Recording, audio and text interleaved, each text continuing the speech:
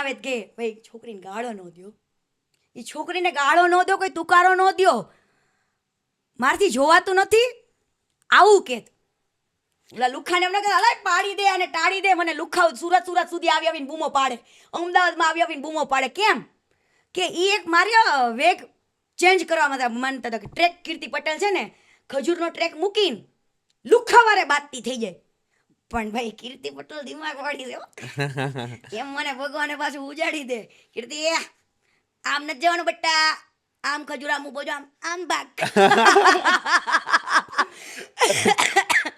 તો કીર્તિ, આ જે બધી વાદ વિવાદ શરૂ છે એમાંથી ખજૂરભાઈ તરફથી કોઈ ધાક ધમકી કે પછી કોઈ ઓફર રાખેલ એવું કઈ બન્યું છે? હા, શું બન્યું છે?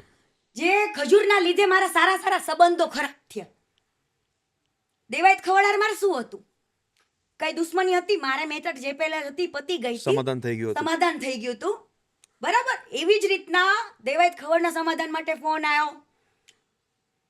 ભુવાજી ગમન સાંથલ એમના ફોન આવ્યા.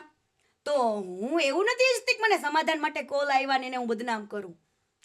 ભાઈ તો બિચારા સારી વાત લઈને આવ્યા, એક મેટર કોઈ મામલાને ઠારવા માટેની વાત લઈને આવ્યા. અને અત્યાર સુધીમાં મારી ગમે એટલી મેટરો થઈ હોય ને તો એવું નથી કે મેં કોઈનું માન ન રાખ્યું હોય. કદાચન કોઈ એવા વ્યક્તિના મોઢા જોઈને મેં જતું કર્યું હોય, ભૂલી ના હોય. કોઈ પણ મેટર કીર્તિ પટેલ જતી કરે, ભૂલી ના હોય ને. મોઢું કોનું જોઈ કે જેને હું રિસ્પેક્ટ કરતી હોય, જેને હું દિલથી માનતી હોય, એવો ચહેરો આવ્યો હોય ને એમ કીધું હોય કીર્તિ જતું કરતે ને, જવા દે ને.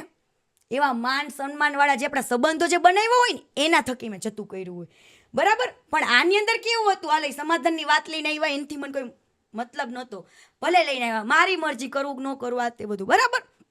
પણ ગાંધીગીરના વેરાવળમાં જઈને એને વિડીયો બનાવ્યો પબ્લિકમાં જઈને કે ઓલા લુખાવ ને કે હું જવાબ દેવા માંગતો નથી, બરાબર. એ લુખાવ ઈ કે આવાન તેવાન મને એવું બધું બોલ્યો ત્યાં જઈને પબ્લિક સામે સારું થવા માટે. એટલે મેં કર્યો દેવાયત ખવડને ફોન કરાવડાવ્યો, ગમન ભુવાજીને કરાવડાવ્યો કે ભાઈ ઓલો લોકો તો ઓલો ખજૂર એમ કહે છે કે મેં કોઈ લુખાને કહેવા બોલાવવા માંગતો નથી, તો તમે સમાધાન જાતે લઈને આવ્યા હતા કે તમને ખજૂરે કીધું હતું? બરાબર. પ્રશ્નાર્થ મૂક્યો તો કે ખજૂરે કીધું હતું. તો મેં કીધું તમે ખજૂરને કહો કે એક વાર તું પબ્લિકને એવું બતાવેશ કે મારે આ લુખાવને જવાબ નથી દેવો, અને એક વાર તું એવું સમાધાન કરવા માંગેશ બંધ બાયણે, તો તું સાબિત શું કરવા માંગેશ? કીર્તિ ખરાબ છે, કીર્તિ ખોટી છે, કીર્તિ પૈસાની લાલચું છે એવી સાબિત કરવા માંગેશ, બરાબર. એટલે ભુવાજીના 4 થી 5 ફોન આવેલા, દેવાયત ખવડના આવેલા, બરાબર. 5 ઘર સુધી બનાવવાની મને ઓફર કરી હતી, 5 ઘરના પૈસા તમને આપી દે એટલે 50 લાખ રૂપિયા, બરાબર. તમે ઘર બનાવો હોય તોય ભલે, ન બનાવો હોય તોય ભલે, એવી વાતો, પણ તમને આપી દેવી, તમે બધું બંધ કરી દે. એટલે એમણે એવી ઓફર આપી કે 50 લાખ રૂપિયા કીર્તિ પટેલને આપી દે તો કીર્તિ પટેલ વિડીયો બંધ કરી દે. ઓકે. આ ઓફર બાદ તમારા શું રિએક્શન હતું આના ઉપર? મારે જો એ પૈસા લેવા જ હોત તો મેં બંધ કરી દીધું હોત, હામી ના ચોઈટી હોત. 100%. અને મને ઓફર કરી ને એટલે મેં એવું કીધું કે ભાઈ જો હું એવી કોઈ લાલચું નથી, બરાબર. જો એ સાચો માણસ છે તો મને આટલા બધા રૂપિયાની ઓફર કેમ કરે છે? 100%. કેમ કરે છે મને? અને તમે લોકો, મેં કીધું આજે પબ્લિકને મેં કીધું દેવાયત ખવડને કે તું એક વિડીયો બનાવી ભાઈ, અને પબ્લિકને કે ભલે હા મને ખજૂરભાઈ કે સમાધાનનું કીધું તું, મેં વાત કરી હતી બેનને એમ, આટલું મારા માટે તો કહીએ કે ને દીકરી માટે, હે એક પબ્લિક માટે જાગૃતતા માટે કે ભાઈ હા અમે લોકોએ કોલ કર્યો હતો. કેમ ગમન ભુવાજી મારી સાથે વિડીયો બનાવ્યો, એવો જ વિડીયો ખાલી દેવાયત ખવડને બનાવવાનો હતો. પણ દેવાયત ખવડે શું કર્યું? સ્ટેજ ઉપર જઈને એની બંબાટ, એની ફાલતુગીરી વાતો કરી, મોરે મોરો ના મોરો તે મોરો, ફલાણો મોરો, ડેટકાને આમ દબાવી તો દબાઈ જાય, તારો બાપ ગમે અહીંયા બીજો દબાઈ જાય, કે આવી વાતો કરી. પણ એને બહુ શોખ છે મારી યાર બાજવાનો. હું તો એમ કહું છું બંગડિયું પહેરલે પહેલા પછી મારા બાદ છે. કેમ કે આજે મરદ માણા હોય ને મરદ, એ કોઈ દી બાયું વારે બાંધે નહીં. અને આજે જો એનામાં માણસાઈ હોત અને મારી ઇજ્જતની હકીકત એને પડી હોત ને તો એને તો ખાલી એટલું જ કહેવાનું હતું કે હા ભાઈ મેં સમાધાન માટે કોલ કર્યો હતો. આવડી મોટી ગેમ રમાય મારી સાથે, પબ્લિકમાં મને ખોટી પાડવાની કોશિશ કરે. ખજૂરના લીધે મેં એવા હજારો સંબંધને અત્યારે બગાડ્યા. કેમ? કેમ કે હું સાચી છું, ખોટી નહીં. સંબંધ તો કદાચ ગયા તો ગયા, મારા હોત તો જાતની, ગયા ઈ મારા નહોતા. 100%. ખજૂરભાઈને તું પહેલી વાર ક્યારે મળેલી ને આની પહેલા તારા સંબંધ એની હારે કેવા હતા? હું જ્યારે ટિકટોકમાં ફેમસ થઈ ને ત્યારે એને મારો કોન્ટેક્ટ કર્યો સુરતમાં મારી એક ફ્રેન્ડ થકી, બરાબર. અને મને ઓફર કરી એના સાથે એવી સિરીઝો બનાવવાની, પોલીસની છે એવી ઘણી બધી, સ્કૂલની આ તે બધી મારી સાથે ડીલ કરી હતી નક્કી.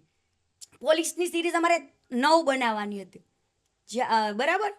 તો 2 જ બની અમારી, ત્રીજાએ તો અમારે ડોખો થઈ ગયો હતો. અને એની સાથે મેં એનું જે ખજૂરભાઈનું સ્વયંવર હતો ને એના નાટકોય કરેલા છે, જીગલીના રોલે કરેલા છે ગોવામાં ત્યાં બધે, બરાબર. જીગલીનો રોલ કરેલો છે, એટલે એવું ઘણું બધું કામ કર્યું છે એની સાથે. પણ મને નથી ખબર કે આને ધીરે ધીરે નિયતે બગડશે. એટલે કીર્તિ પટેલ તો બધી વસ્તુમાં માને, પણ એ વસ્તુમાં ક્યારેય ન માને. તો જ્યારે સંબંધ બગડ્યો ત્યારે તમે કામ છોડ્યું. તમારું કેરેક્ટરનું નામ શું હતું પોલીસવાળીનું? શારદા સરદીવાળી. શારદા સરદીવાળી. આ કોને નામ પાડ્યું હતું? એને મારા શેડાઈનાર ચોટાડતી હતી એવું છે. હું શારદા સરદીવાળી. તો કીર્તિ, આ જે વિવાદ છે, આ જે ચર્ચા છે, એને તો હજી ક્યાં સુધી લઈ જવા માંગે છે અને લોકોને તો શું શું દેખાડવા માંગે છે હજુ? લોકોને હું એવું દેખાડવા માંગુ છું કે કોઈ પણ માણસને તમે એક તરફથી જોવો છો ને, એક તરફથી નહીં, પાસાને બેઉ બાજુ ઓળખો. કેમ કે આજે કોઈ પણ વ્યક્તિ આટલું કરતો હોય, આટલું ખોટું કરતો હોય ને પહેલાં એને માર્કેટમાં જે વસ્તુ કરી છે ને એને જ ખાલી લોકો જોવે છે, પણ એનું પાછળનું શું છે શું નથી એ ચહેરો કોઈને ખબર નથી.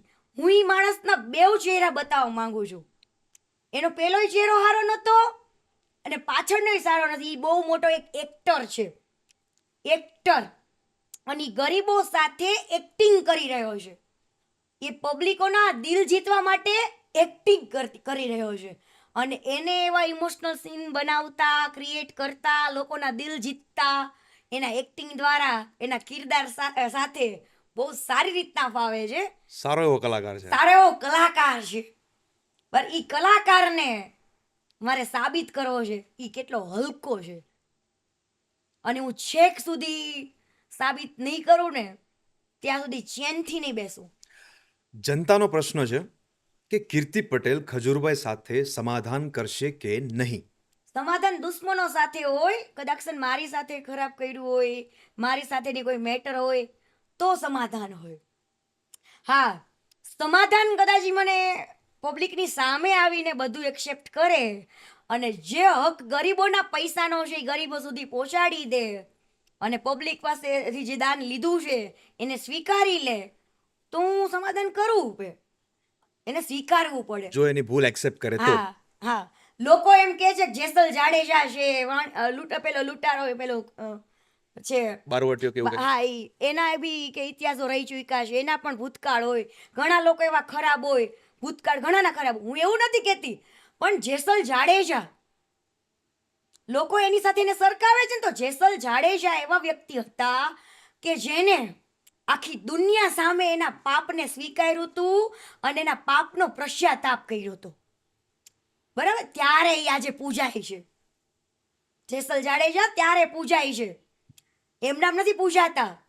એની સાથે આને સરખાવો ને મારા માટે યોગ્ય વાત નથી. કેમ કે એને આખી દુનિયા સામે એના પાપને પોકાર્યું છે અને એના પાપને એને સ્વીકાર્યું છે અને એને રસ્તો ચેન્જ કર્યો છે અને પછી ધર્મની વેગે ચાલ્યો છે, બરાબર. ત્યારે એ આજે જેસલ જાડેજા છે અને ત્યારે એ જેસલ જાડેજાની સમાધિ આજે પૂજાય છે. એવા વ્યક્તિ સાથે આવા લંગુરને સેટ કરવાનો, એની સાથે અપનાવવાનો, આવા ભંગારને, મારા માટે એ ભગવાન છે, આ ભંગાર છે. અને આને જો એ જેસલ જાડેજા સાથે સરખાવડાવો હોય તો એને એના જેટલા પાપ ને જેટલા કૃત્યો કર્યા છે ને એ પબ્લિક સમક્ષ આવવું પડે, સ્વીકારવા પડે અને પશ્ચાતાપ કરવો પડે. ત્યારે હું થોડુંક વિચારું કે અમે આને કરું કે નહીં, પણ ત્યાં સુધી નહીં. પણ કોઈ પણ વસ્તુ જે પાપી હોય ને એનું પાપ છે ને છાપરે જઈને પોકારે. આના પાપ હવે છાપરે જઈને પોકારે છે, બરાબર. ત્યારે કીર્તિ પટેલ બોલી હોય આ કળિયુગમાં ભગવાન ન આવે, મારા જેવું જે કોઈ પણ વ્યક્તિ બોલી શકતું હોય ને એના દ્વારા ભગવાન એવું ઈચ્છતા હોય કે માર્કેટમાં આના પાપની ખબર પડે લોકોને બરાબર. અત્યારે, બરાબર, પણ લોકો તો એવું ઈચ્છે છે ને ઈ ચોરી કરતો હોય,